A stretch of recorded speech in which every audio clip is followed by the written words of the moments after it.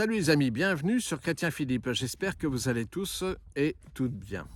Sylvie me pose la question suivante. Les catholiques adorent-ils la Vierge Marie?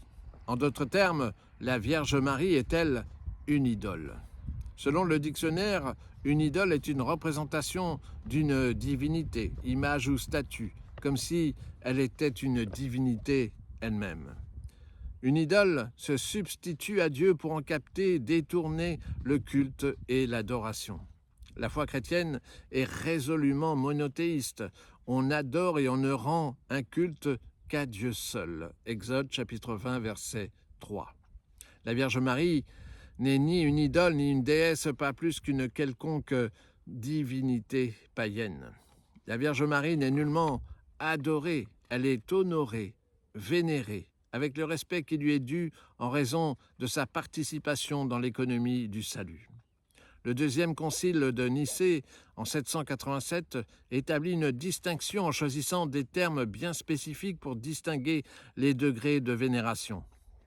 En premier, la latrie, adoration due à Dieu seul, et la dulie, vénération rendue aux créatures inférieures, les saints et les saintes par exemple.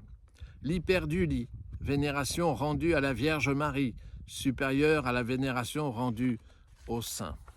Existe aussi la protodulie, vénération rendue à Saint Joseph, dans sa place primordiale dans la litanie des saints. Dans toutes ces apparitions, et singulièrement en France, à Lourdes, à Salette, Pontmain, etc., Marie ne cesse d'appeler les hommes à la repentance, la conversion, en un mot, le retour vers Dieu. Les conversions et guérisons miraculeuses sont d'autant de grâces données par le Seigneur et généreusement distribuées par la Vierge Marie. S'il n'existe qu'un seul médiateur entre Dieu et les hommes, Marie intercède pour les hommes, comme mère pour ses enfants. C'est d'ailleurs ainsi qu'elle est présentée par son Fils sur la croix. « Femme, voici ton fils, Jean, voici ta mère. » Jean, chapitre 19, versets 25 à 34. À l'image du mariage de Cana, elle sollicite son fils, elle intercède pour les invités. Ils n'ont plus de vin. Et elle précise « Faites tout ce qu'il vous dira ». Jean chapitre 2, versets 1 à 5. Soucieuse de notre salut, Marie nous guide vers son Fils. Elle le sollicite pour chacun et chacune d'entre nous. La Vierge Marie ne se substitue pas à son Fils Jésus-Christ, elle implore pour nous sa miséricorde. Elle se désigne elle-même comme la servante du Seigneur. Luc chapitre 1, verset 38. Voilà Sylvie, j'espère avoir répondu au moins partiellement à votre question.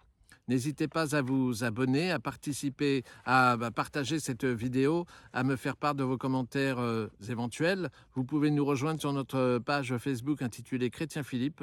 Et en attendant le plaisir de vous retrouver, je vous dis à bientôt et surtout, soyez bénis.